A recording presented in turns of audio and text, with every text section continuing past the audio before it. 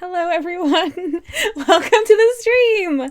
I'm Vikova, you can call me V, and today I am playing more Roadwarden, which I am very, very excited to return to. I feel like things are going really well in Roadwarden right now. Hello and welcome to Zan, to Sario, to Calmly Enveloped, and to Rowan. It is lovely to have you all here today.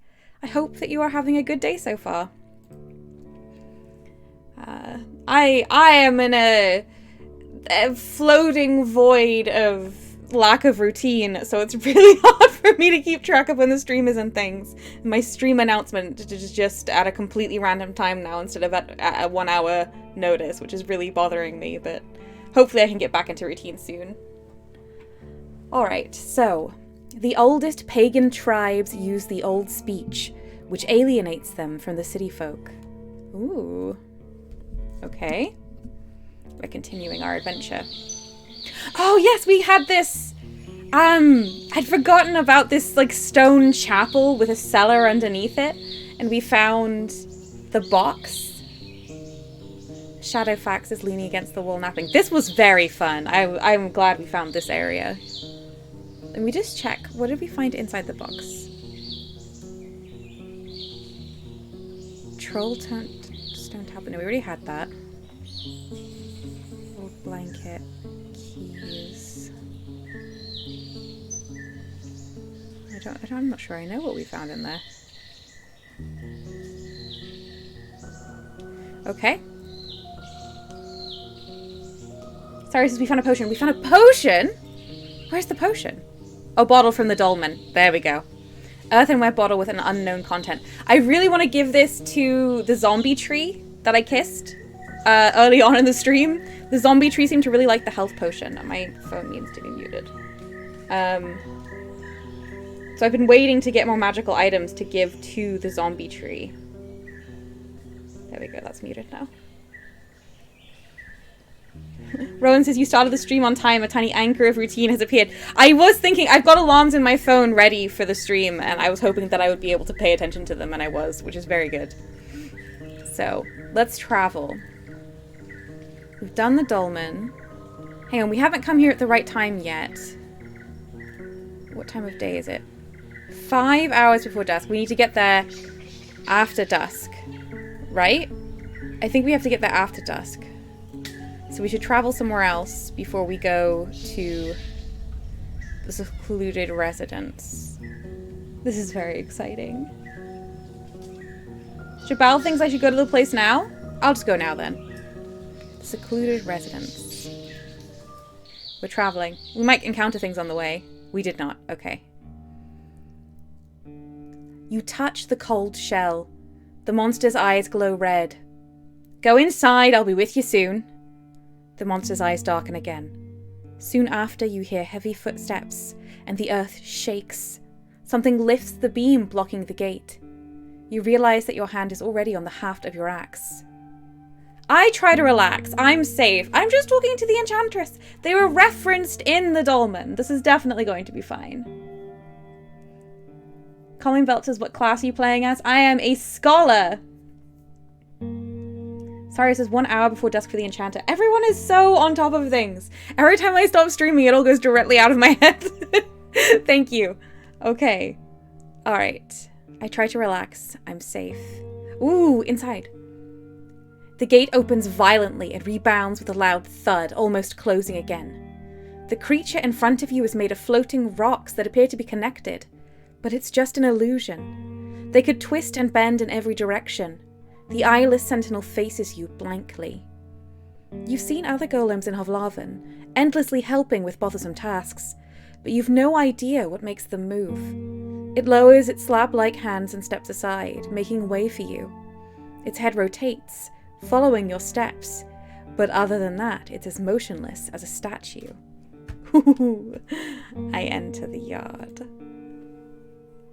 The house in front of you has a huge entrance, just large enough for a golem. The building is whitewashed, but the lime is aged and damaged. The tools spread around in no particular order. Are spread around. The rocks resting on top of the shed resemble the golems. A few birds stare at you from the roofs, while many ignore you. None seem willing to approach the garden patches, despite the growing, though neglected, vegetables. It's quiet here. Ooh. Oh, should I wander about? I think I should go to the golem. Like, I don't think this enchantress is gonna take it well if I just, like, poke around. Ooh, I approach the sitting golem. It was a tough, calmly enveloped, it was a tough choice between the scholar and, there was, like, a mage. But I thought having the extra knowledge seemed more fun. And I think nearly everyone agreed. I'm going to approach the sitting golem. Ooh, knowledge! It seems dead, inactive, as city folk would call it. But the pneuma still makes its chunks float less than an inch away from one another. It doesn't react to your presence. Unlike the previous golem, this one bears engraved signs on its larger rocks. Their meaning is unclear to you, and you can't tell if they're a decoration or carriers of a spell. A leaf of the doors opens. I want to use my knowledge. Ooh, I gotta know. Zan says my current D&D character is a scholar. It's fun knowing stuff. It is fun knowing stuff. Jabal says golems imply the existence of stoplems, creatures that explicitly try to prevent inanimate matter from wandering around on its own. I love that. Okay. I know these letters! Oh, it's so fun to know things. Okay. The signs represent regular words used in Wright's tablets. Their shapes are very old, angular, not adjusted to the softness of a quill. The words read as follows: hunt, prey, chase, meet, beast, run, bring, wait, and disguise. The golem's owner is standing behind you. Instructions. I turn toward them. The woman is tall and stands upright with her arms crossed and legs apart. She's more than 30, with a face touched by lack of sleep. She gives you a long look, observing your blade, hands, boots, forehead. Everything but your eyes. I greet ye.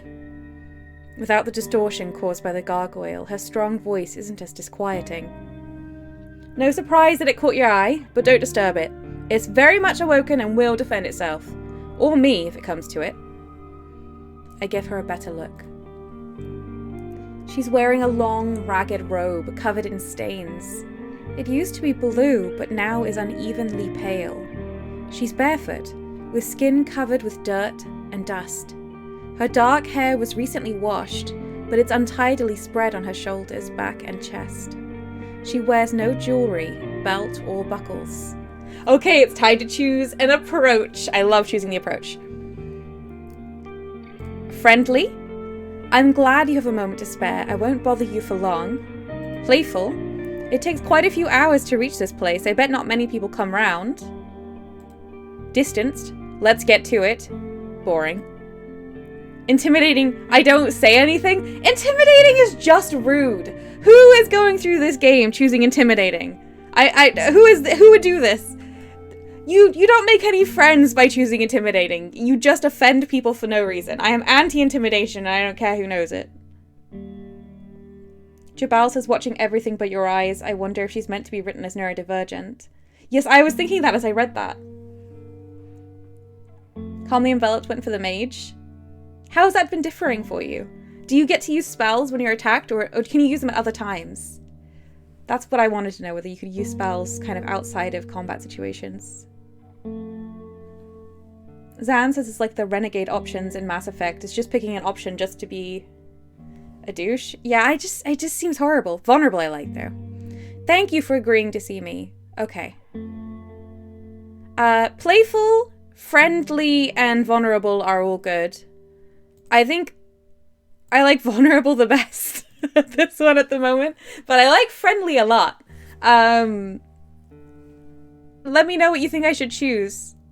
I'm really leaning towards vulnerable. Sario thinks vulnerable because she seemed so unwilling to see me, and she's made it so difficult to visit that I feel like gratefulness is the thing to go with.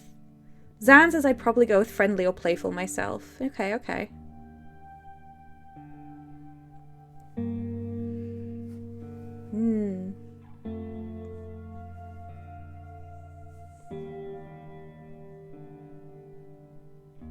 I'm gonna go with vulnerable. Thank you for agreeing to see me. She absently stares at your nose. She's definitely neurodivergent. If you're looking for help, you came to the wrong place. I don't make sacrifices for others. If you need to bother me, speak in the tongue of dragons and barter. It's not a sanctuary. I offer no bed or stew. She walks past you and cocks her head toward the golem who let you in. It turns around and shuts the gate. Good that you came at such an hour. Keep it up in the future. If you ever come here in the middle of the day, you'll stand outside looking at the doors like an ibex. We don't need more salutations, so... Her voice gets cold, harsh. Why are you here? Ooh, cool. Jabal says, I think there could be an interesting run where you play as an absolute arsehole and is extremely mercenary and go all out on trying to bring the peninsula into the guild's clutches. I will absolutely never do it, but I can see the interest in theory. It would be miserable. Horrible. I couldn't do it. This game, as dark as it's like trying to be, does let you just be really nice, and I like that about it. It's so meaningful to be kind and believe the best of people under bad circumstances. I think that's quite powerful. I love that that's an option. Oh, you fill an item of mine with Numa? Ooh, that would be so good. Let's talk about everything, though. Let's start with, I'm looking for Asterion. Nah, he's not here. Not even a mouse in my shed. She meets your eyes, yet her grey irises remain absent. Her sigh turns into a snort. Or else? I want to learn more about the peninsula. I'm not selling gossip, nor am I buying it. I've my hut, my guards, and my lake. I'm an artisan, not an innkeep. If you need one, ride south to Pell to the north. The keeper is stiff like a broom, but offers a nice room. Her voice is dripping with annoyance. Or if you'd rather visit a cheerful place, ride north to Foggy Lake. Or was it Foggy's Lake? Whatever, Foggy is the keeper. At least she's not as boring as the other guy. Okay. I want to know about these arrows, right? Surely you filled some arrows with Numa before. Any ideas where this is from? I show her the one that I found near the fallen tree. This is so good. Zan says someone who doesn't like visitors in the middle of the day. Honestly, same. Yes. I was thinking that as well. And, like, this is a world where people are just wandering around with no way to communicate ahead of time. So just having a rule, a blanket rule of, like, no one can visit me until after X time means that you're not surprised by visitors, which seems very sensible. Why? Are you tracing a murderer? She smirks, but then grabs the arrow and takes a quick look. Black and orange. I don't know much about wood, but I recognize these feathers. The people of Gale Rocks breed such pheasants. She gives it back. It's in the far north, close to the coast. I haven't been there yet. So were they the bandits, or were they the people defending themselves from the bandits? I think they must have been the bandits, right?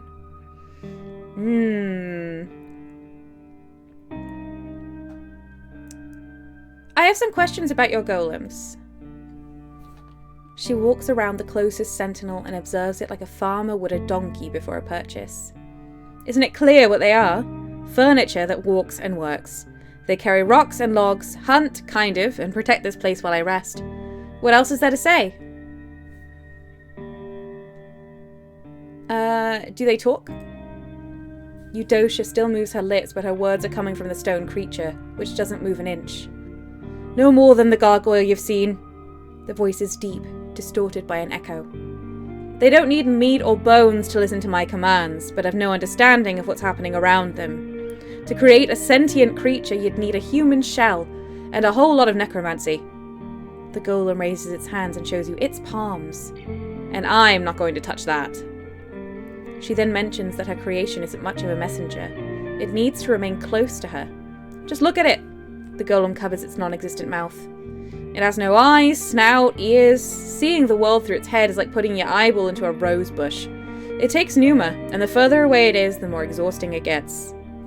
How do you make one? I fill each rock with Numa, bind them together. She pauses and then waves it off. You won't build one anyway. Like alchemists, enchanters have their own secrets, but I've got no way of sharing my talents with others. Cool. I'm looking for a job? What's with the gargoyle? I'm curious about all of this. What's with the gargoyle? Zan says, I've always liked the idea of characters who can be a bright spot in a dark world, much better than the whole grimdark thing everyone seems to like. Fully agreed. Jabal says, I kind of feel like the basic expected playthrough of this game is character with lots of good intentions that don't all work out. That's nice. I like that. That's a change. Can't an enchantress show off her trophy? She gives you a proud smile. My sentinels took it down years ago. The tribe of old Pagos is fond of statues, so I have my own, like in the old days, long before monks came to the north. Seeing your puzzled look, she twirls her hair. A dead gargoyle on the road or by a village gate was meant to scare off evil spirits. I don't know about that, but it sure taught the local beasts who they're dealing with. Okay. I'm looking for a job. Okay, we'll do this. She stands still for a moment, then cocks her head to the side. I've got some stuff that could use another hand. Yep, for some danger if it comes to it. You nod? I would not nod. And ask what sort of creature is bothering her. No, I meant riding and climbing. If you can do it without grabbing that axe of yours, fine. Now, give me a moment. She opens one of the heavy doors to her house, and you watch, and you catch a glimpse of a messy bed and a floor covered with clothes. After a minute, she shows up with a large sack filled with rods made of smooth, clean bronze. Here's the gist of it. I need you to get 8 spots across the peninsula. High buildings, trees, mountainsides. I don't really travel much. She lets out a confident chuckle. So I can't hold your hand. I need one of them in White Marshes, in the wetlands far west of here. The necromancers! Other than that, you need to keep your eyes open. I want to go back there anyway. We've got a gold coin for that lady. She takes one of the rods. Once you reach a good spot, place one of these as high as you can. I'll pay you in dragons. 2 for each one, but place at least 4 before you come to see me. I need as many of them out there as possible. Okay, so how many of them? I need to do at least 4, but I could do more. Okay, so far so good. What are they for? Well, there's magic in them, as you can imagine. You weigh a rod in your hand. Even though it's more than 2 feet long, it's light, empty inside. You could bend it on your knee. The bag also contains a long hemp cord and a scrap of cloth. If I were to send my golems away, let's say a mile or 2 from here, they'd stop moving at all, waiting for me to show up. She approaches the nearest sentinel and touches its chest. They carry similar rods inside, so the plan is to give my orders better range, so to speak. I'm tired of depending on hirelings, especially since they no longer stop by. She leans against the golem, with her arms crossed. Questions? I can be sure that you've no plans to raid the villages with an army of unstoppable sentinels, right? Her grey eyes give you a long, disquieting look. You could swear it's getting colder in here. I won't ask for your trust, and I don't need it. Either help me or leave the rods and do your own stuff. That just sounds a little bit like you are intending an unstoppable sentinel army. I can understand one of your golems to have better range. I just wish you would say why. People seem to want to do bad stuff all the time. Well, it's fine. How much time do I have? Oh, don't worry about it. She dusts off the golem's arm. Let's say before the leaves turn yellow? Some of the locals may not be happy with me putting bronze rods on their rooftops. She gives you a puzzled look. Wardens do have their ways to get on people's good side, correct? I may be forced to pull some strings to get it done. 2 dragon bones won't be enough. I think I would actually like more money, please. You haggle for a bit, but her distrust is like a wall. She waves your arguments off. I'm not a merchant. I don't gather coins for the thrill of it. I'm putting almost 20 dragons on the table here. Should be enough. Do all 8 rods, and I may prepare all else for you. Okay? I think we have a deal. She avoids your eyes. Great. Just don't die on the road. This bronze cost me many favours. And be sure to leave one of the rods in White Marshes. Yeah, why did you ask me to place a rod in White Marshes specifically? Is it because of the undead? No, why? She scratches the ground with her foot, then points at her golem. I still need to do a bit of work with the sentinels, but I hope to offer one to them, maybe in the spring. It could replace 10, 20 humans. The villagers may not have much food right now, but I know how to be patient. All of these seems quite judgmental. I like the necromancers, apart from the leader. That's very pragmatic of you, I guess. What can I say? She brushes her long hair with her fingers. I'd rather be safe than scared.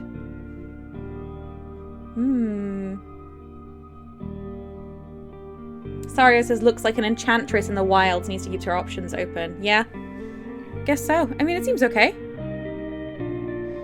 Ooh.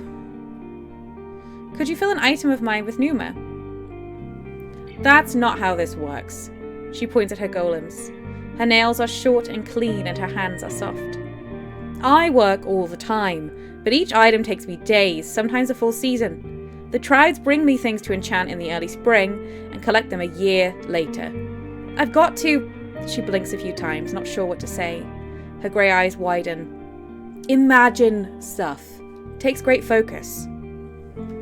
You mentioned that you generously reward her. With what? I have no money. But she only shrugs. You don't plant, you don't build. I won't eat dragon bones. For now, do your warden duties and come by the end of autumn. Maybe I'll have some time to get something done for you after the thaws. Okay, thank you. Do you have anything interesting to sell? Well, I'm not a trader. New trader unlocked. Lies. I do the stuff people ask me about, and they're not for sale. She glances at the house, then toward a pocket at her hips. There's but one tool that I'm willing to part with for 10 bones. Well, I won't have it then. But it's for spellcasters only. She reaches out to you. On her open palm, you see a flat, small pebble, bluish, but in no way unusual. You put it in your mouth and press it to your palate. No chewing, she smirks. If you're a sorcerer, it will restore your pneuma.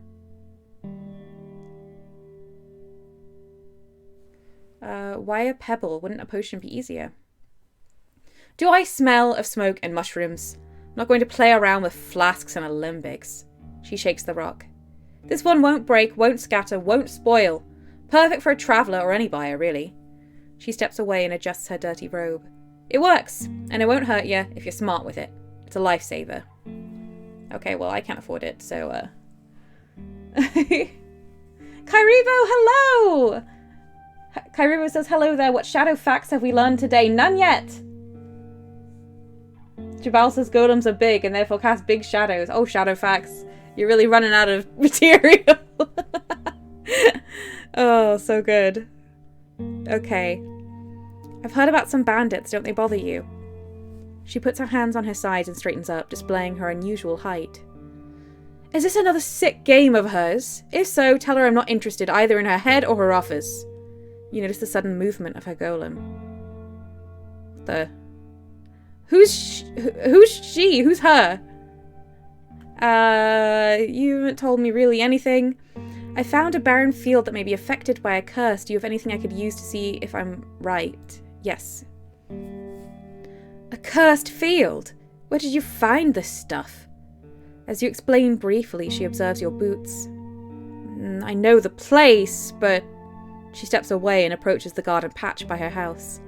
She observes it for a moment, then kneels down, paying no attention to her robe, and reaches for a wooden spade. What she digs out looks like a tree sapling with 2 leaves that are as large as a hand and a thin, elastic stalk. It's shorter than your head. Would you look at that? Still green. Give me 2 dragons and I'll put it in a bag with soil. It should survive at least a couple of days. How does it work? She straightens up. Well, you plant it, of course. Wait for half an hour and you'll see. If it grows an inch, she frowns, raises the plant to her eyes, and grunts. Forget it. If it bursts into bloom, the soil is enchanted. If it withers, it's cursed. Stays the same. No pneuma. Stays the same, no pneuma. She lowers it again. Just be careful when you do it. It loves fogs. So it's a plant that grows by magic. Yes. And it costs 2 dragons. Why do you even have such a thing? Are there many magic fields around? What? No, she snorts. But these plants are the only stuff I can think of right now. I'm trying to make a plant that grows without sunlight, using just water, soil, and pneuma. I'll know I'm there once it starts to bear fruit. She glances at your nose. I swear, don't even mention mushrooms. You ask her about the purpose of all this, but she just plays with her hair and looks toward the gate. Just a hobby of mine. I can't afford it. I want the magic plant. I want it. Ooh, I'll think about it. Cool. I guess I just go now. Oh, the roads around the watchtower are in terrible shape. Why don't your golems look after them? That sounds great. Why would I bother? You expect her to continue, but her question is earnest. The paths are getting overgrown. Soon getting to other villages will be close to impossible. She twirls her head, looking in the direction of the tower. It may be for the better, she starts listlessly, then shakes her head gently. You may be right. I hope the trail would take care of itself with traders and all, but the years are getting emptier. Still, I need my workers to seek food and to guard my walls. She speaks mostly to herself. I could bring you some rations in return. She observes your boots, then crosses her arms. The more bronze rods there are spread across the peninsula, the easier it is for me to send the golems into the woods. For now, let's say 20 rations?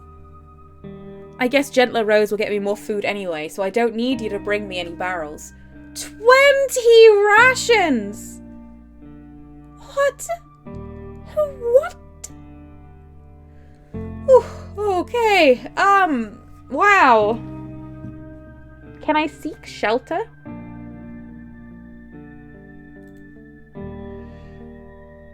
It's too dangerous to stay here. You can't sleep here, but you can still try to travel to a spot.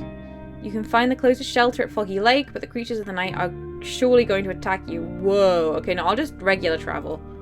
Let's hit travel.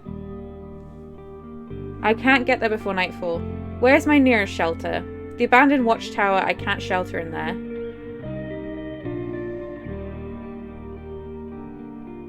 Block section of the road. Cabin full of a giant spider.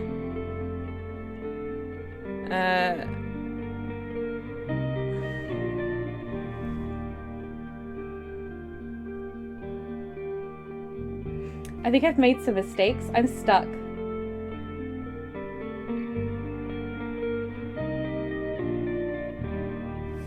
Rowan says, "Oh no, the game broke V." I don't know how. I don't know. I don't know what to do.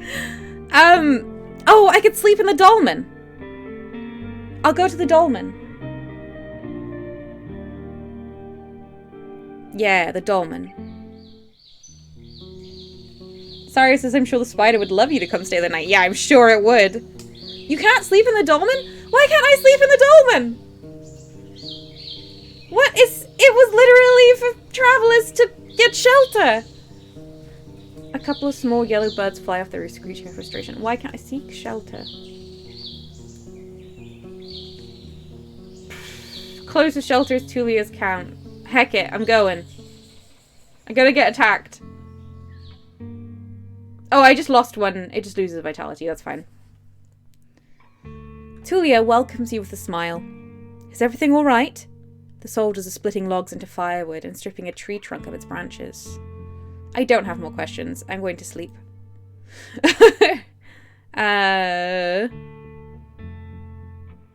Sleeping here will be severely uncomfortable. Maybe I do have more questions. Oh, hey, I met with Caius. You mentioned the tavern in Foggy's care. Tulia sighs with relief and rests her hands on her sides. Alive. It's good to hear, deserter or not. How's he doing? He's a man of faith now, kind of. He's insane. All the people around him try to put him to good use. His soul is healing, even if slowly. I think that's true. You describe what you've seen, making her reach behind her head and take a deep breath. Guess I ought to be a bit less angry thinking about my squad, though that's quite a request, she chuckles. I'm so glad he found kindness in this land. I wish he didn't have to look for it, though.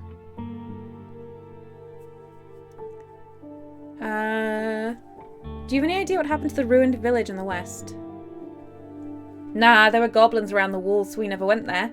But I was told that the wrath of the herds crushed it. Maybe 10 years ago? Her companion agrees with a nod. If there are any survivors, they're surely gone by now. Maybe they moved to other settlements or left the peninsula. Or they get caught by bandits. Yeah, have you ever encountered the bandits from the north? She lets out a sad sigh. So there are other bandits in the wood after all. Her companion hits his forehead with his palm. This peninsula really hates us. We can't make a dent in its shell. Tulia puts a hand on his shoulder, then looks back at you. Thanks for telling us, Roadwarden. If I survive long enough to report it to someone, I'll be sure to mention it. Good idea. Okay. Tulia, can I sleep here? Thanks. I approach the barrel of the water, I guess. I can't clean in it. I step away. I guess I'll just sleep badly. This is terrible. I never should have come here. I sleep.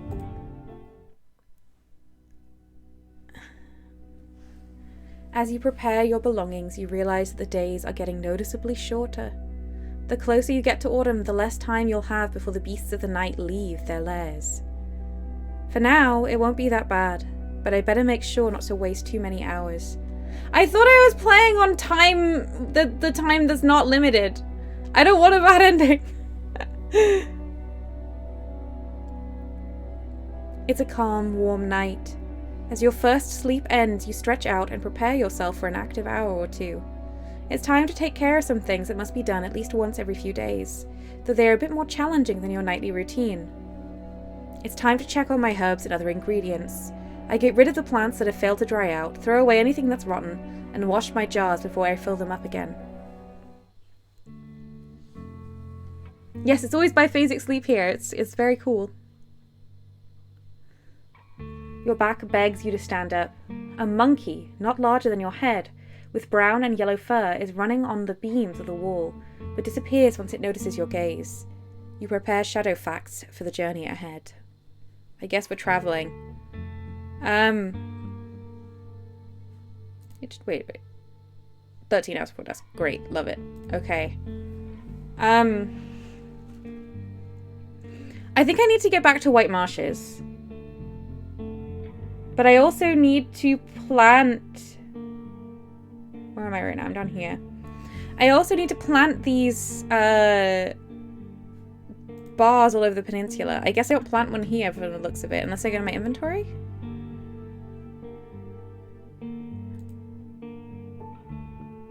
I have 8 left. High points. Okay.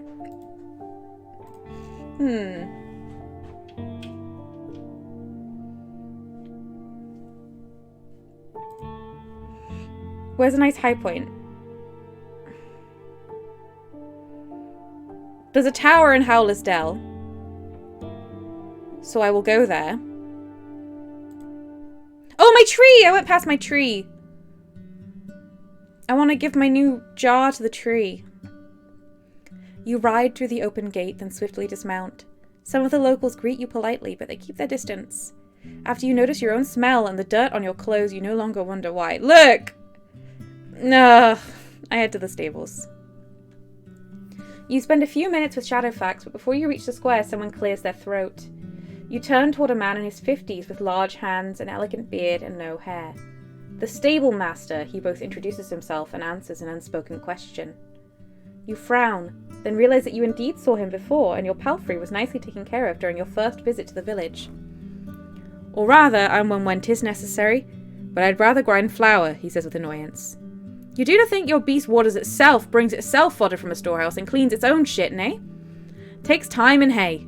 If 'tis, he points at your companion, is no going to work for it, you better have a pouch at hand. You look behind you.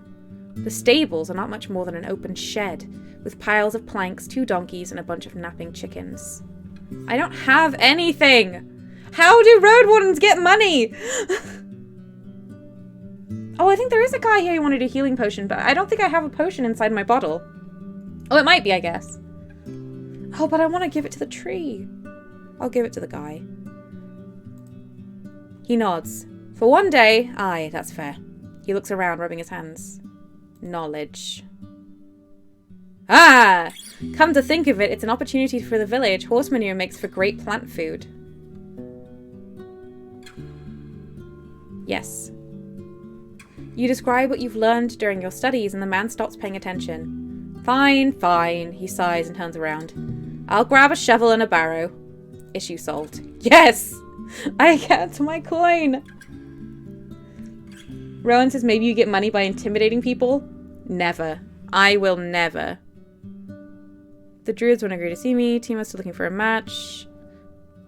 I need to ask the mayor for permission. Okay, so I go to the main square.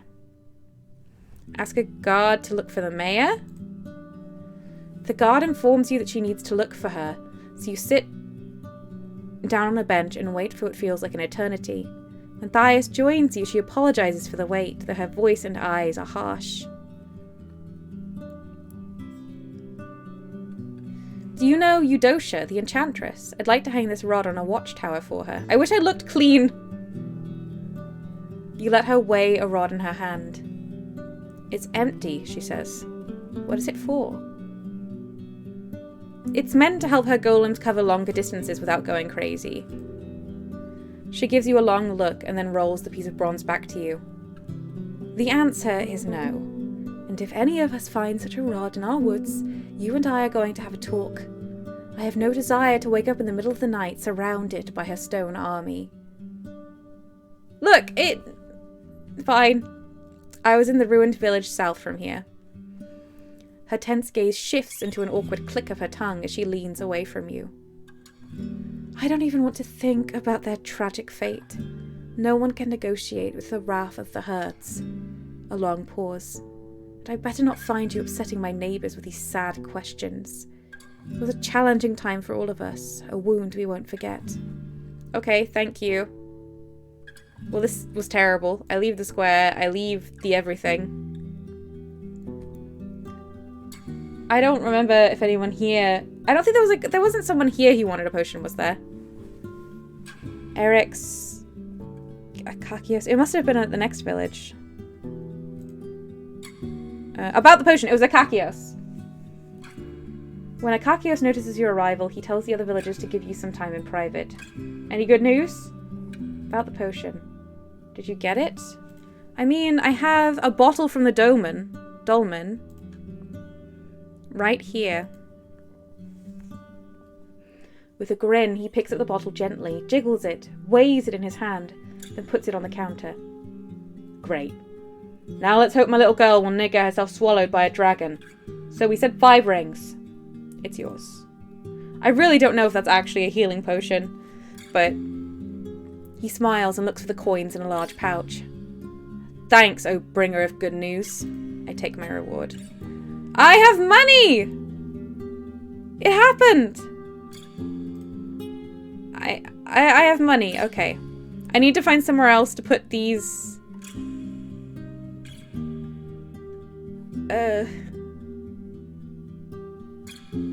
Ooh, maybe I can put one of the rods in my tree.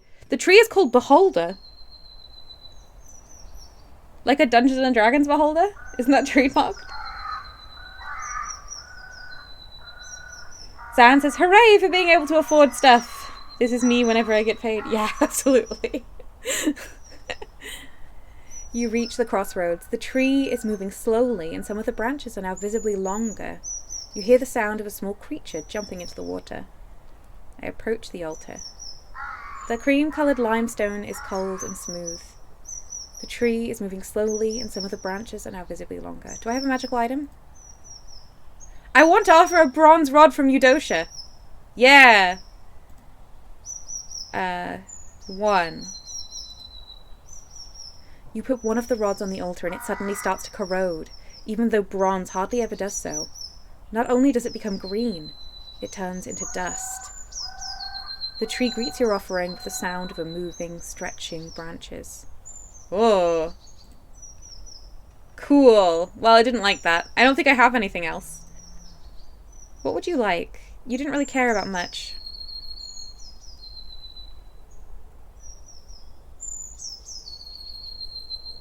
I'm not gonna give you shadow fags. Yeah, I don't think I have anything.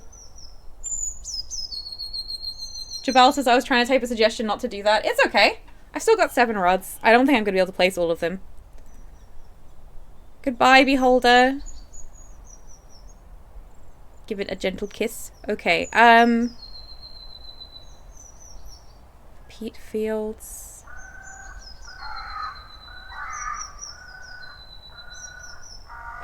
Let's try the old forest garden. Maybe the cool, keeper there.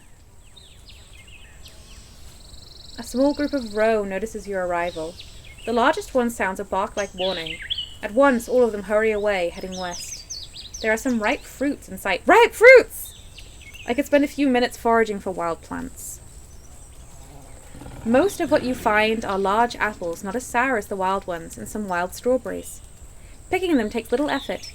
The short meadow hides nothing more dangerous than rats, rabbits, mice, and grasshoppers, and with the help of your mount, you can reach the higher branches. I pack them into nets and bags. Oh, well, that's great. That was worth it. I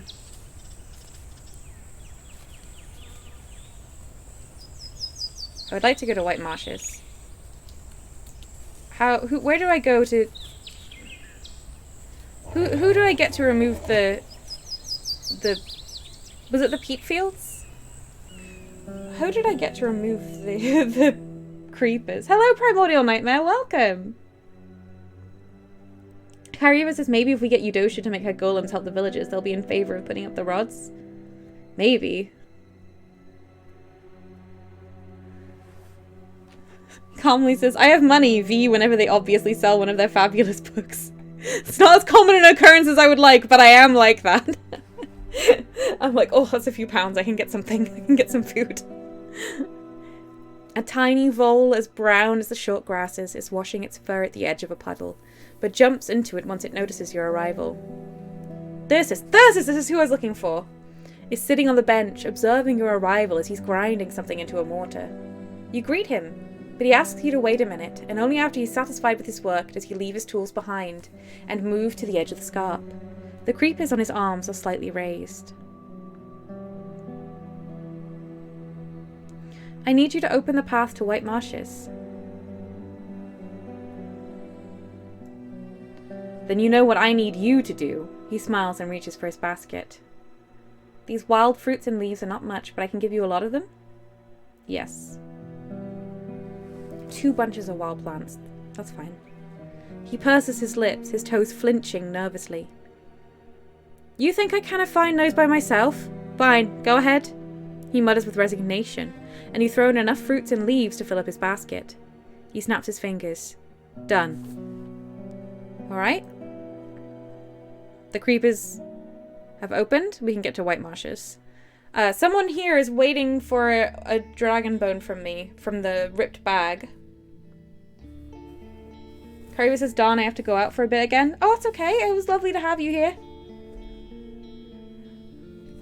On your way to the village, you see a girl no older than 15 walking through the tall purple grasses, along with a few other youngsters. After she notices your arrival, she runs toward the road, waving to draw your attention. I stop. Can I help you? I'm not going to ignore her. It takes her a few more moments to reach you. Her clothes are baggy, appropriately so for her age, but she's also rather scraggy for a labourer. She carries a slingshot and a simple backpack made of creepers and twigs, filled with green leaves, wild fruits, and a dead squirrel lying on the surface. After your question, she gives you a curious glance. Roadwarden, parents told me. Not sure which part of it is a question, you nod in agreement. But what is it that one does, really? Hunt bounties? I mostly patrol the roads and travel between the villages. Some road wardens seek bounties, yes, but I do all sorts of things, whatever's needed. I'm not just going to be rude. I'm going to tell her what I do. You don't not give information to children. You just don't. Oh, you're an adventurer then. She makes an odd, displeased grimace and sneezes and smiles at you. Not really. Adventurers are paid to do odd jobs, but often don't follow the city laws nor the local ones, unlike road wardens. Yeah. Yep, makes sense. She nods, but looks around with a frown. So you're a mercenary of sorts? They do follow laws, if the pay's right.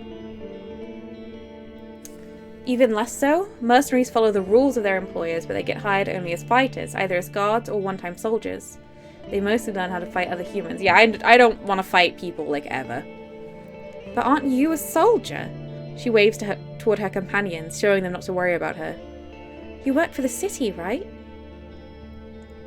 I do, but I work only with my mount and answer only to the chieftain. Oh, am I military? Ugh. I've no lieutenant and I'm required to handle many tasks on my own, securing shelters, for example, or staying alive in the wilderness. This doesn't sound so bad. I don't occupy any specific spot, and I'm not allowed to collect taxes. Her tone is confident when she pats her slingshot. Hear this, then. You're part pathfinder, part adventurer. The city pays you to cross the woods by yourself, and you do odd jobs for your own sake.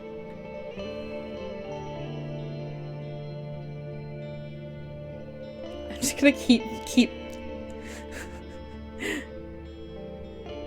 I mean, that sounds alright. I don't want to keep arguing. I think you figured it out. I'm following paths, many of which are kind of destroyed. I'm doing jobs for people like an adventurer. I think that sounds good. You figured it out. I did! She meets your eyes proudly. I guess there's a tiny reason to call such a soul a road warden. Safe travels! She waves to you and runs back to the rest of her group. I ride through the gate. That was lovely. For a few breaths, you see more undead than locals. They're gathered at the well, allowing the overseers to inspect their missing limbs. I'm going to tell the woman about her pouch. She's just at the edge of the yard, keenly observing you, and as you approach her, she once again leads you further away from the gate, this time behind a turf house. She reaches out to you with an open palm and speaks quietly. May the right bless you, stranger.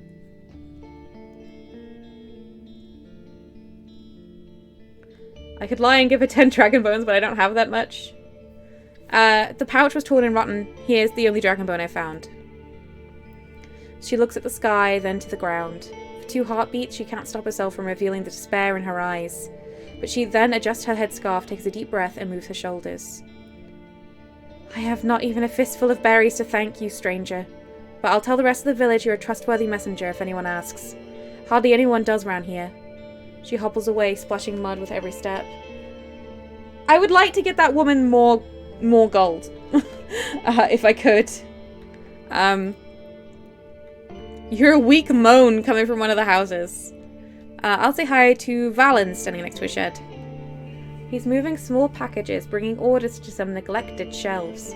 His eyes are red from crying, but he greets you with a strong voice and a polite smile. This time, he's wearing a decent blue tunic. Back with us, Strider. It's been a long time since I saw someone visiting our home as often as you do. It's not so bad here. You haven't seen the worst of it, he chuckles. Me, I'm looking after our grain and dried meat before fall comes. Thanks to... He draws in the air and lowers his voice. Orentius's help. We've more food than in many years, but now we need to figure out what goes to our bellies, what back to the soil. I may have some supplies I could spare. Want to take a look? Do I? Oh, I do have a whole roast chicken. I can get some dragon bones? I can't sell them. What? I have 0. Oh, I see. I have nothing of anything actually to sell. Well, what a time. Wait, no, I can sell 1 bunch. No, I need 8 bunches. Alright, well, anyway, goodbye. I go to Helvius. Eudocia, the enchantress, would like me to place this rod in your village, somewhere high. Would that be a problem? I'm not going to tell him about the woman that asked me to help her find her savings. Fat chance. She what? Let me see. He swings the hollow pieces of bronze like a sword made from a branch, then raises it above his head, staring at it with little patience. A lightning catcher or a toy. Well, he gives it back. Come one day before noon. You'll go out with the foragers as a guard. Work with them for half a day and we'll put it in a tree. Or on a roof, mayhap. Can't I just pay you? His cackle is like a troll's grunt. You value your hours so much? In that case, 5 bones and done. Well, no. Maybe another time. I need to do the rod. I have to come before noon? I have to come before noon.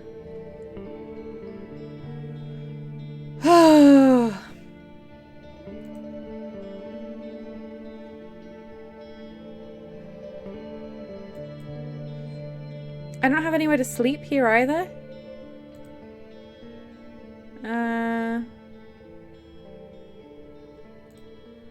I guess I'd better travel.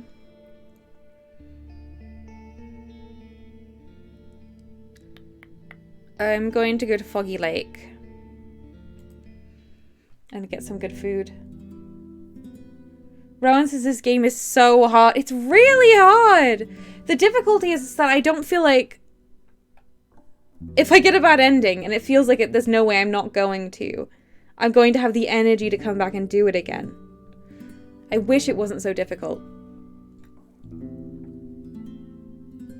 You hear a commotion coming from the lake, drawing your eyes to the air bubbles and water ripples. After a couple of moments, a scrap of the lake turns red. The foragers are carving a new set of throwing clubs. Okay. I enter the tavern. I would like to eat.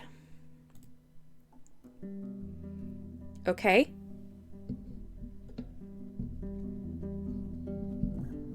I have no more meals. I should probably buy more meals. 4 meals for one dragon. Bought. What time is it? 1 hour before dusk.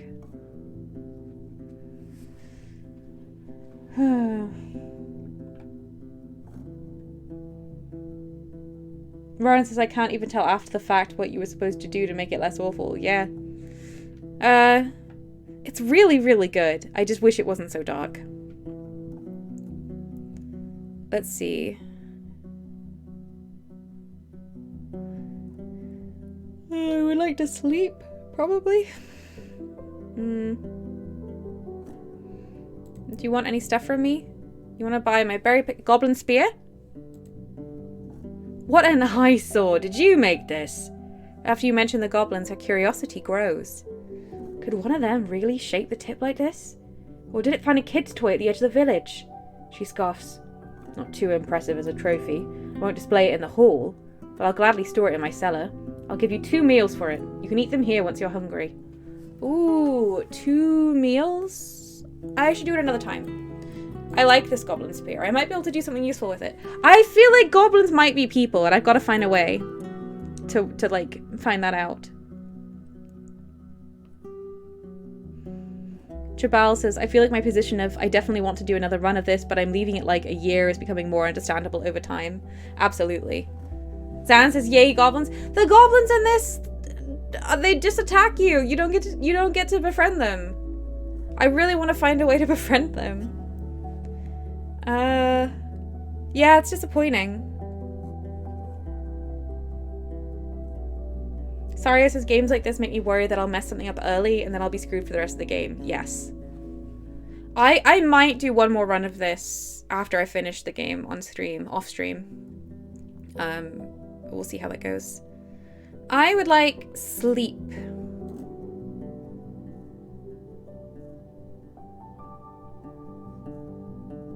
I'll get some appearance back if I sleep in the main hall. The bear fur will be... No, wait, I'll lose some appearance. Oh, I lose lots of appearance. If I sleep in the attic, I have lots of room. Yes, I sleep in the attic. I would like to bathe. I'm really stinky. The rains once again hit the ground, interrupting your sleep. Another day of muddy roads. Okay. You lose your senses right after you lie down. In the middle of the warm, stuffy night, you are entangled by your dreams, too tired to fully wake up, too accustomed to having a mid-sleep break to just get back to sleep. You are between the realms, surrounded by visions so vivid, you are tempted to reach out, touch them, and stretch them out. They are your playground. Once I realize I'm in my power, I do my best to enjoy myself. I fly, defeat dragons, eat and drink whatever I want. Or, I wouldn't dare to disturb the natural flow of dreams. I accept them as they are, hoping to spot any visions they bring. Or, no matter how much I try, my nightmares interfere with even the most joyful dreams. I wake up sweating, gasping for air. Or, I try to break free of this state, thinking of all the things I was meant to do tonight. When I wake up, I'm still not sure if I did anything at all. IRL. I have lucid dreams like all the time, but they're still nightmares and it's still horrible. At the moment, I just wake myself up. I like the idea of turning myself into a dragon. I don't want to defeat dragons.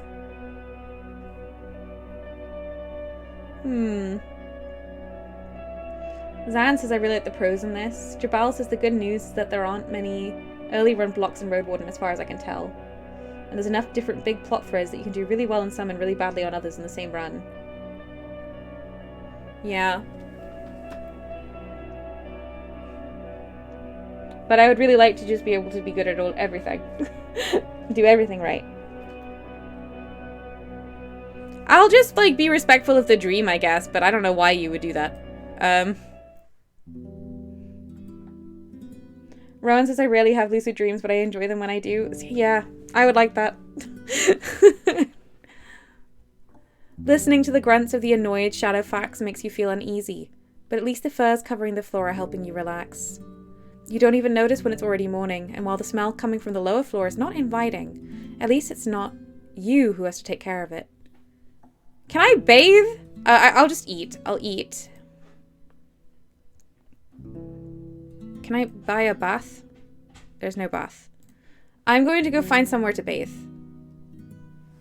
It's before noon, so I might be able to go back and help with the foraging. My appearance is very bad and my armor is very bad. I have no money. Time for me to go. Travel. Wait. I approach the foragers. Where can I bathe? No? Can't bathe here. Travel. I need to bathe. I can't get to White Marshes right now because of the creepers. I don't really have anything to give.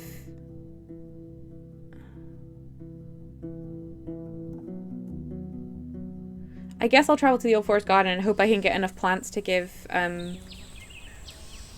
Thyrsus. There's no plants here right now. Okay.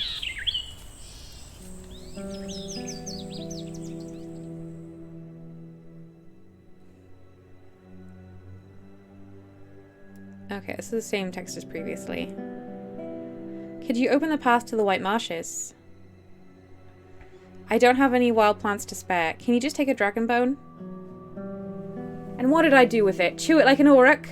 Well, you're not sure what he means by that. He finally lets out a sigh, and he throws the tiny disc onto his humble supplies. He snaps his fingers. Done. Okay, well, now I can get there. It is before noon.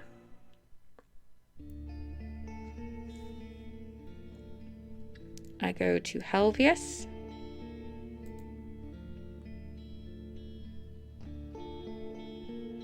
Eudocia's Rod. It's too late to start the work!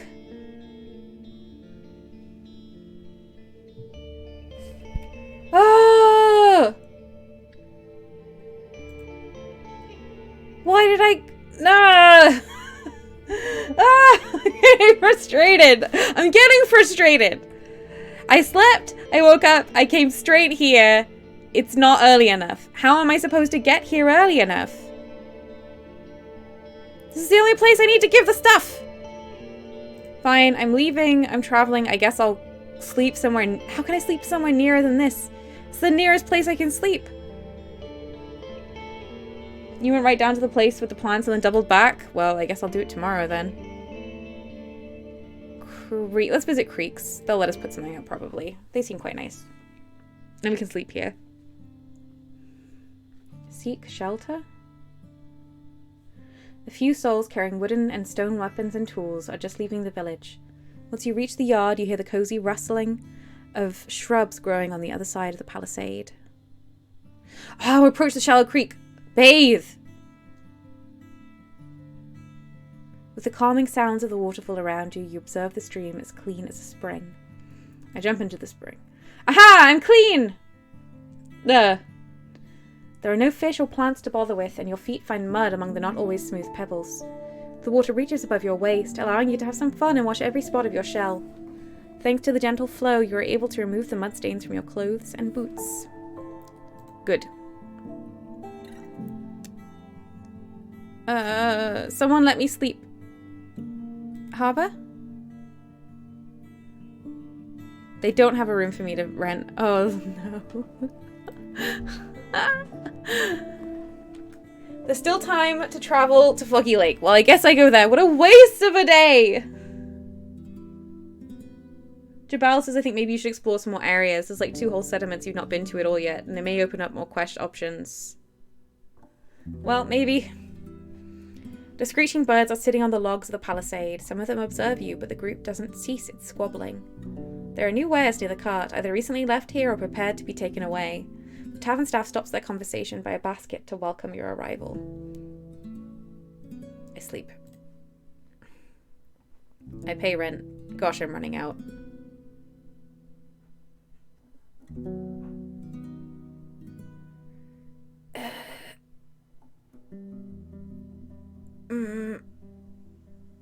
I pay the rent. The shivers wake you up. Foggy is standing by the open door, letting the dense fog in with her back lit by a lantern.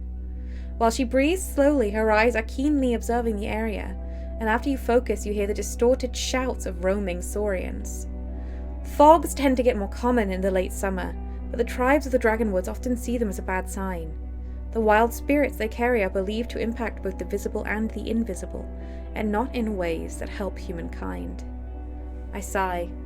If there are any undead in these woods, the fog will strengthen them. Karibo, hello! The moon is bright and so is the night. You recognize shapes of owls and bats and spot movements on the ground. There are many stories about the moon's origins and purpose, and they're older than any of the doctrines known in the cities. These legends are shared not by religions, but rather by tribes, as if they're a part of a deeper conviction, something spread through the milk of mothers and wet nurses, or through the whispers of the trees and winds. Our options are, the moon is a powerful spirit who watches and guides humankind when we have no sun to protect us. That's why we call what's in its center the eye. Or it's a large rock that one day will fall from the sky and crush everything that's alive, starting a new age of darkness. For some reason it controls the weather. It gathers weak clouds like a shepherd and shapes the tides. It's a home of strange animals. They are different but as bright as humans and sometimes visit the land. Or the moon is up there and we are here now. Who cares what it hides? I like the moon being a powerful spirit.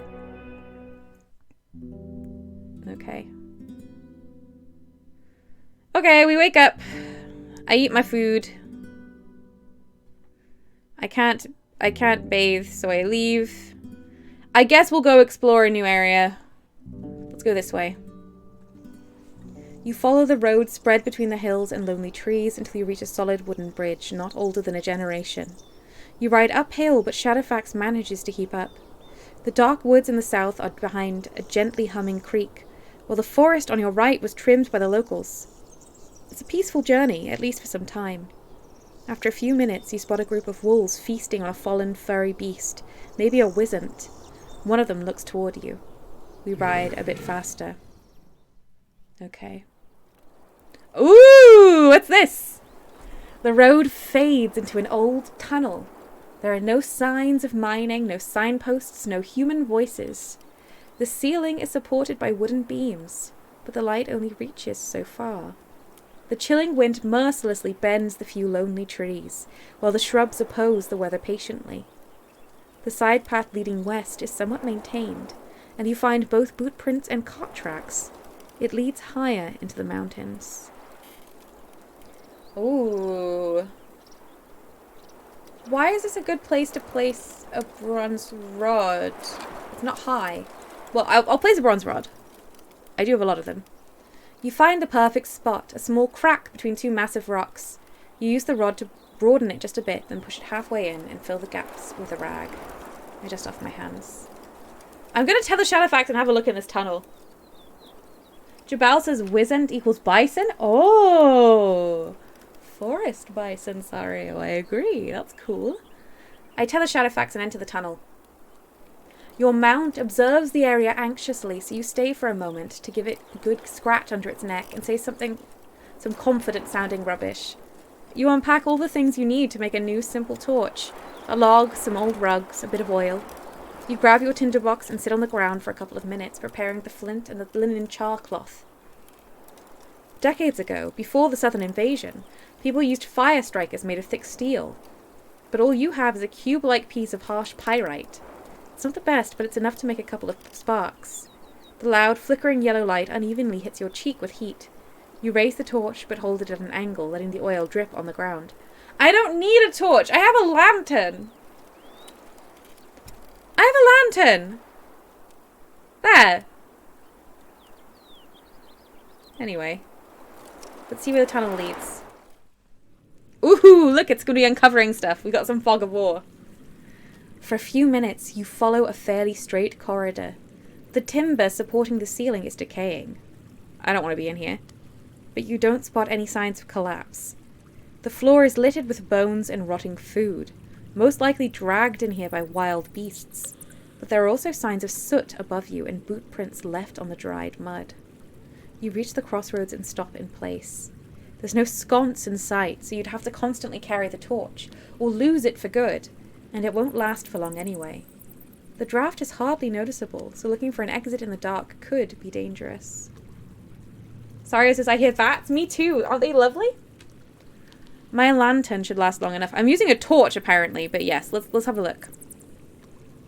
You place a candle on the ground and light it up with another few sparks from your tinderbox. You shove it inside the lantern through the hole in its top, pressing it onto a nail. You shake it for a bit, making sure it will stay standing. The candle isn't as bright as your torch, but it's safer, will last longer, and can be easily replaced by another one. I go deeper. The road ahead is like the one you just crossed, a human-carved straight corridor supported with beams, while the other paths are curved and narrow. The only light comes from the exit, minutes away from here. I look around. The remains of prey and fruit are rotting, but get sparser the deeper you enter the tunnel. The moist walls are shining, as if they're made of an ore unknown to human tribes. You observe the dried trails. The ones left by boots lead toward both corridors. The path to your right also has marks left by hooves and wheels. Some of the fresher trails leading deeper into the tunnel resemble human souls but deformed, lacking skin between their toes. What? Oh, I don't really understand that, but it sounds gross. It's not really telling me what I see in each direction. Right has marks left by hooves and wheels. Right. The corridor is unlike the others, taller and more rounded, with claw marks on the walls. It leads you to a chamber with a ceiling supported by a single beam. There's also an abandoned cart, the fence of an animal pen, and a few long sticks and planks.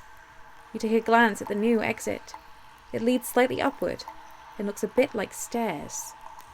Ooh, I searched the room. I think this is exciting. You find no caches or boxes, and the cart is empty.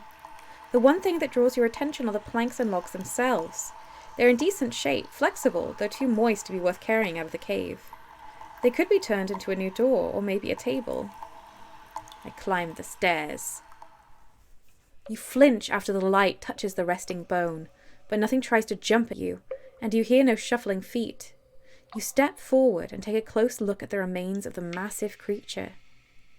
It used to be 2 times as long as your palfrey, 3 if you were to count the hind limbs. It resembles a bear, but its skull has no sharp teeth and is of a different shape. What? There's just a skeleton in this room? I take a closer look. The ribs of the creature are as long as your own trunk, though the age makes them brittle. You observe the long legs, horse-like head, and the massive stomach. You can't tell if you've ever seen such a beast alive, but surely not its trophies. A part that's uniquely sharp are the creature's claws. They could pierce 2 sides of your skull at once, as curved as a war pick and as heavy as an axe, and the marks on the walls perfectly match them. While impressive, they're too old and awkward to be turned into tools. Can't we take them anyway? I want to take them anyway. This isn't fair. I guess I leave the chamber. I will turn left. The air in the chamber is humid. The straw beds are covered with mold. The sagging racks are bending under their own weight, and the animal pelts on the floor release a terrible stench. Carver says, take them, show the necromancers your cool bones. Exactly! That was useful. I search the room carefully. Using an old walking stick, you push the furs and mattresses aside, and you spare your gloves from touching the sticky odds and ends by wrapping them with a cloth. You find only one thing of value hidden in a rare dry bowl, pushed to the side of a shelf. A tiny ring made of bone. Not a coin, but a piece of jewellery. Still elegant, with a distinguished carving of a fish on its top and scales on its side. Cool, I leave the chamber. I move forward. I'm enjoying this cave. You forge ahead for another few long minutes, no longer able to see the light from the exit. You'd need to stand on someone's shoulders to touch the ceiling. So far, you could ride through the tunnel without getting out of the saddle. You notice... Wait. Where was I? The sound of a stream is reaching you from ahead. This time there are no side paths. Okay, I examine the tunnel. You spend a few minutes walking back and forth. Here the wooden support is denser, with more beams both on the walls and on the ceiling. The trash, on the other hand, is sparse, and you find nothing of use. The animal trails turn back to the entrance, and with the exception of the human-like, bony prints. I move forward. The stream has formed a wide pond. You stab it in a few spots, but it turns out to be only a finger or two deep. There's no sign of a bridge. I crouch and take a closer look at the water. It's clean, but the dark rocks and the lack of light camouflage its soft, sand-like bed. You find a few fish bones and other remains, but with every step you disturb the sediment, further clouding the water. The water flows from your right to the left. Its trail is wide enough to follow, at least for a few steps, and so tall you can do so without crouching. I want to keep exploring this cave. I gotta keep doing this. I follow the water. The corridors become less spacious after just a few steps, but you manage to take a good look around, moving both with and against the flow. The wet walls are home to worms, mold, and what looks like pale spiders, though with only 6 legs. Among the commotion you spot a cave ear sticking out of a wall. A familiar, though unfriendly, mushroom, the creamy colour distorted by your light. You grab your knife and cut away what seems like the least bug-infested chunk, and after wrapping it with a linen sheet you wash your hands. The cave ear is used by some fighters to enhance their senses in combat. Combined with the snakebait flower, it could be a helpful addition to your collection of potions. I don't have any potions. I've made 0 potions, and I don't really know how to make them. I move forward more. I like this cave. So, the open door to your right leads to a narrow corridor. You take a look further down the tunnel. A cave-in broke the timber, blocking the path forward. I will look at the cave-in. You push away a few rocks, making them roll on the floor, but the blockade is at least a few steps deep. It would take an entire team of diggers to get through, if it's possible. Sorry, at all. I've got, minor hiccups. You climb up a bit and peek through a larger hole close to the ceiling. There's a weak light coming from the distant end of the tunnel. Interesting. I walk through the door. It squeaks. The corridor resembles the interiors of a fortress with flat, regular walls, and a ceiling so low you couldn't ride through it. You reach another, much larger chamber which seems to mimic the corridor's styles. I enter it. The spoiled food and mouldy planks make you hold your breath. The chamber used to serve as a dining spot with tables, chairs, shelves for mugs, and barrels for drinks, but all that's left are worms and mustiness. You don't see the furthest wall until you bring your light closer. The open door leads to a new, natural cavern. Another door is closed in the corner of the room, opposite the one you came from. Who lived here? What is this place? I search the chamber. The place was abandoned in haste, but you find no sign of large creatures, bones, or destruction. The wood gives way only to time. A few of the barrels still contain liquids, though you wouldn't dare open them. Close to the exit leading to a cave, you find a hook with a simple iron key. You pick it up, and it stains your hand with rust. Why? So there were people just living here. This was just like a settlement. Why did they suddenly leave? Was it because of that, big skeleton? Or did that come later? I try to open the door in the corner. Let's do the open door first. The cave is so moist that the diggers placed planks on the ground, serving as now useless bridge through the puddles. The rocks shaped like icicles ominously hang from the ceiling, and some spots merging with their on-the-floor counterparts and forming hourglass-like columns. I try to open the door. The door opens quietly, and you return to the main tunnel.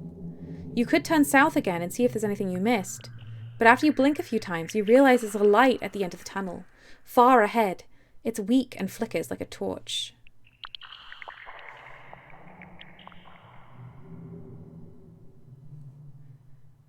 I do want to go in there, but have I missed something in the main cave? The cave of stalactites. The dining room. Open the door in the corner. Here we go. The door gives way. The next room is also too large for your light to reach all the corners at once. The empty shelves, chests, and spear racks give you no promise of a hidden treasure, but you also find a box with rusty nails, a cracked barrel in the corner, and a broken blade. You could spend some time collecting these and other iron scraps and sell them in a village. Is it becoming too late? No, we got loads of time. In the room's corner, you notice a wide sheet of moldy fabric that covers a large part of the wall. I'm going to collect the metal scraps. Having no useful tools at hand, you struggle to dismantle the barrel and cut away all the bits of wood that are attached to the pieces of iron and steel. After a long while, you prepare a decent clanging sack. For now, you move it to the dining chamber and leave it by the exit. I examine the curtain. I'm really curious about this place. It's divided in the center, allowing you to draw it. Behind it, you find a tiny room, maybe 2 steps wide and 3 steps deep. It's silent, not as humid. The wall ahead isn't like the others. It's covered with red and purple bricks. I look for anything unusual. The walls to your left and right bear a few iron hooks that could be used to hang cloaks, paintings, or trophies. The corners aren't too dusty, and there are no footprints on the floor. You inspect the brick wall further.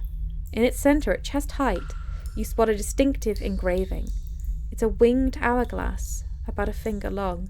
That's the same thing that was on in the dolmens. I lack a winged hourglass I could use here. Ooh, okay.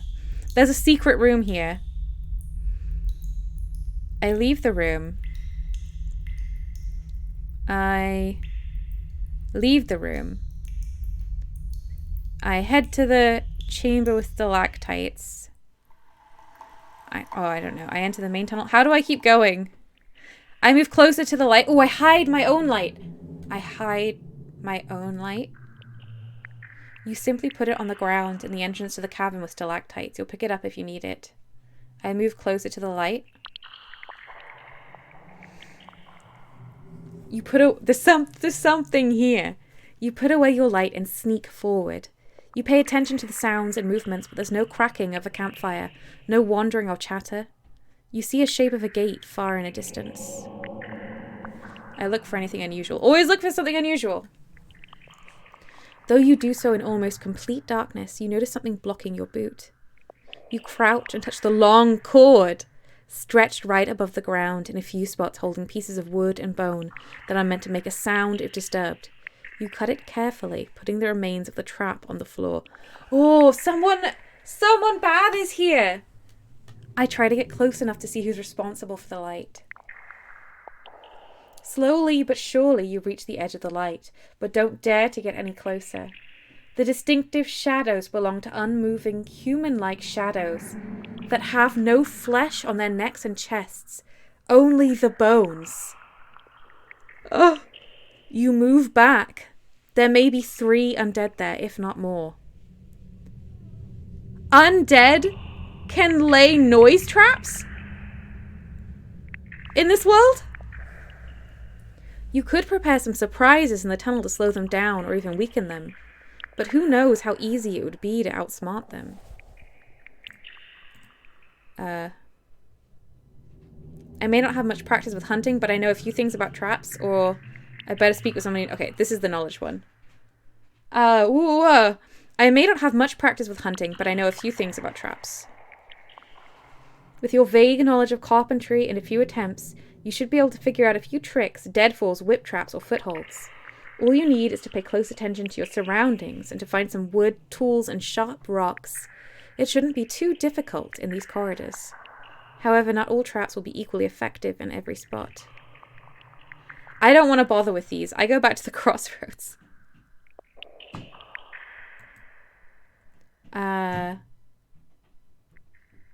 I'm not going to put traps. I'm going to go get my stuffs.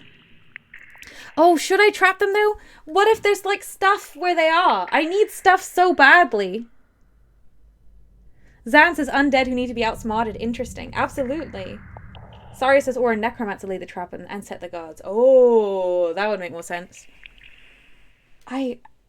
Should I set the traps? Jabal, are you here?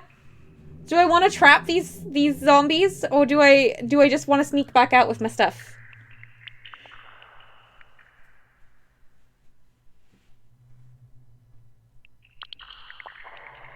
Jabal says, I messed this bit up. If you're going to do it, you need to carefully go through and set every possible trap. I'll just leave. Wait, no, this is the first trap option. I put a trap here.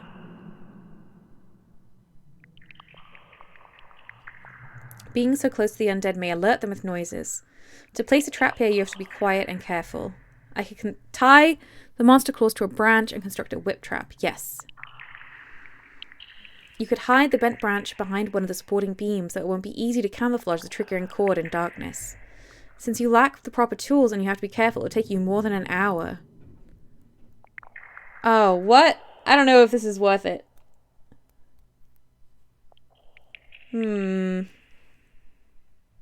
Forget it. I want to go get my stuff. I head back to the cave with stalactites. Can I pick up my lantern? I move back to the dining room. Main tunnel.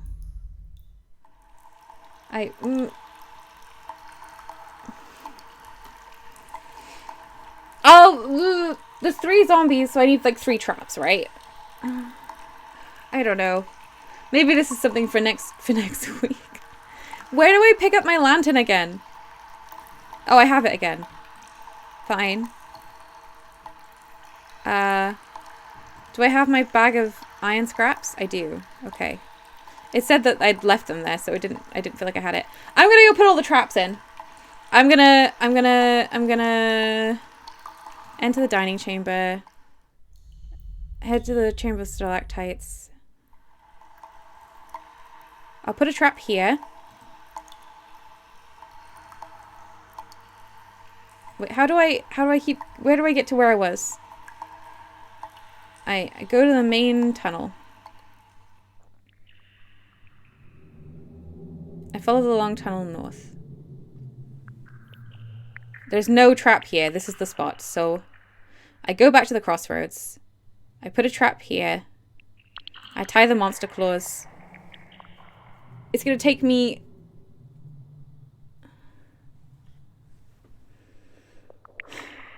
more than an hour. We do it. 7 hours before dusk. I head back to the cave with stalactites. I put a trap here.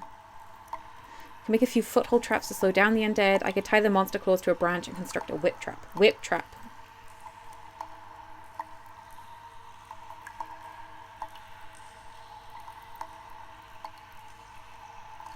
Wait, what's the other trap? If I use the foothold traps, what happens here? It would be easy to carve holes in the soggy planks and surround them with sticks. It should be enough to catch one's foot, even if only for a few breaths. Since you already know where to find some decent wood, you can get this done in just a few minutes. Oh, that seems great. Let's do that one. I move back to the dining room. I place a trap here. I'm putting traps everywhere. Sorry, it says make sure you leave enough time to leave the cave and get to a resting place. Yeah, I'm trying to keep an eye. I could break the barrels and cover the floor with slippery liquid. I could crush the monsters with a deadbolt trap. I do want to crush them if I can.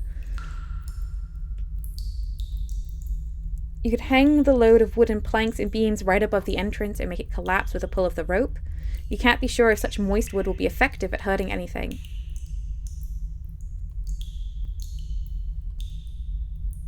Also, it might not be effective. Well, what about the other trap?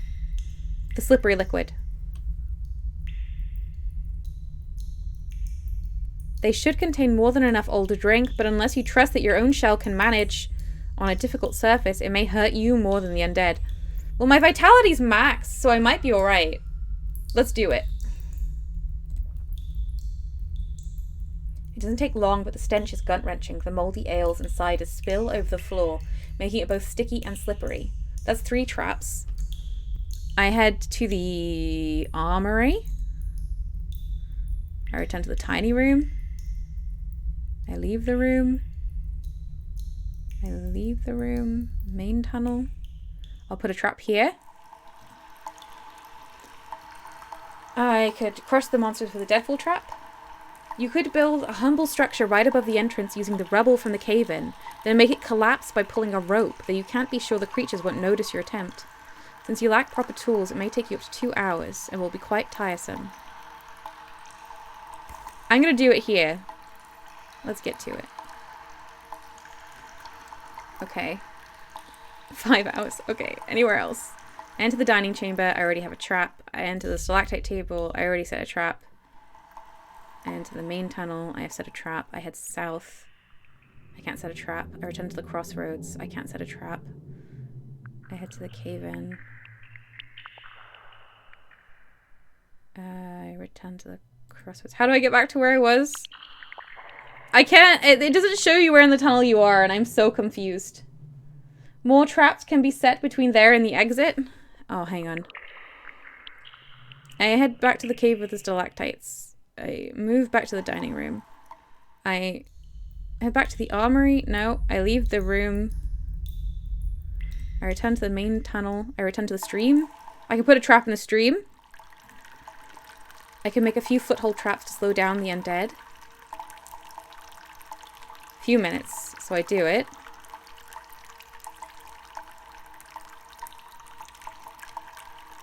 I head to the exit. I put a trap here. I tie monster claws again. Take it an hour. Ooh, we're getting close. Okay, I've set a lot of traps. Oh, it lights up the bit where you are on the map? It's hard. I'm struggling with it. I go as deep in the tunnel as I can. My whip trap is there. Okay, I think I've done it. I follow the long tunnel north.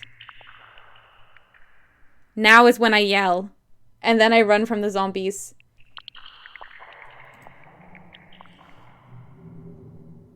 I just yell, I come in peace, and then I run away? Yeah, I don't know, I just shout. I don't know, I just shout. I'll yell, I come in peace, and if they don't attack me, then, yes, I will save. Good shout, Sario. And then if they don't attack me, I'll warn them about the traps. The creatures don't scream or wail, and neither make threatening gestures nor cast angry glances. You hear only the rattle of their bones as they hit against the rocky floor. The empty eye sockets of the naked skulls reveal nothing. The 4 skeletons wear a few rags, and 2 of them still have scraps of flesh on their limbs. Their weapons are unconvincing, simple digging tools and spears tipped with rocks, but you notice the speed and confidence of their movement. The one in the back is holding a wooden lantern, while another one is carrying a fresh torch, but the group doesn't pay much attention to their steps. I run to the door behind me. You jump over the cord stretched above the floor, but after one of the undead triggers it, it gets hit only with the tip of the branch, not too forcefully. You glance behind, and while the creature needs to get back on its feet, it's still going. I run to the chamber with stalactites. You jump over the foothold traps awkwardly, but the undead don't realize what's happening. After one of them sinks into the hollowed plank, the others come to a halt, helping it get out. These seem like people. It's your opportunity to act. No, I'll just keep running through the traps. Am I supposed to use this to fight them? That's not going to happen. After a few steps, you hear the rattling of bones. The undead hit the ground, though their skulls show no concern. They get up slowly, but you still have a few moments to turn against them. No, I leave the chamber. You lead the undead to the short corridor. The door has no lock. You can't keep them away, but they have to enter one at a time. I keep running. You pull the cord and drop the sharp rocks on an undead skull, crushing it and making its owner collapse. The loose bones of the first undead scatter over the floor. I turn toward the stream. You slow down slightly, making sure to avoid all the foothold traps, and the undead spurt forward, but not for long. After one of them sinks into the bottom of the pond, the others come to a halt, helping it get out. It's your opportunity to act, but I run away. It keeps telling me to run. Rowan says, okay, they're helping each other, that's amazing. Calming Belt says, I come in peace, screaming away. Yeah, exactly. You keep running, gasping for air. The monsters notice your jump over the triggering cord and mimic your maneuver easily. The whip trap remains untouched. I head back to the crossroads. You don't have much time. You can either leave the tunnel or enter a side corridor. If you choose the latter, you won't have the option to turn back. If I enter a side corridor, I'm going to be trapped? This 2 undead? I just leave then, I guess. I flee. What a waste of time! You run through the last straight corridor. I don't understand what undead are in this game. Midway through, the skeleton's rattle recedes. They let you be even before you reach Shadowfax. They're just protecting their home. Hungry and sweaty, you look back. The light stops a few minutes away from here, somewhere close to the crossroads. You won't have a chance to sneak by them. I need to face the undead? I don't think I do. I need to get to Foggy. Time for sleep.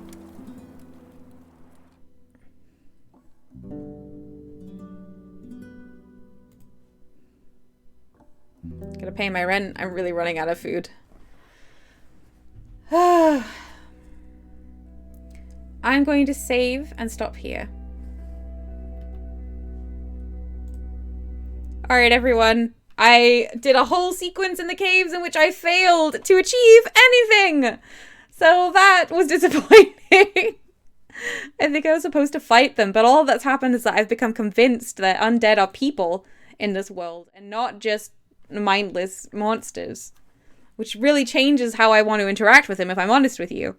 So anyway, I've had a great time. I will continue playing this next week. And on Friday, I will be playing more Spirit of the North, so more Fox Wizard. Thank you very much to everyone for keeping me company. I hope you have a lovely rest of the week. And yeah, I'll see you soon. Goodbye, everyone.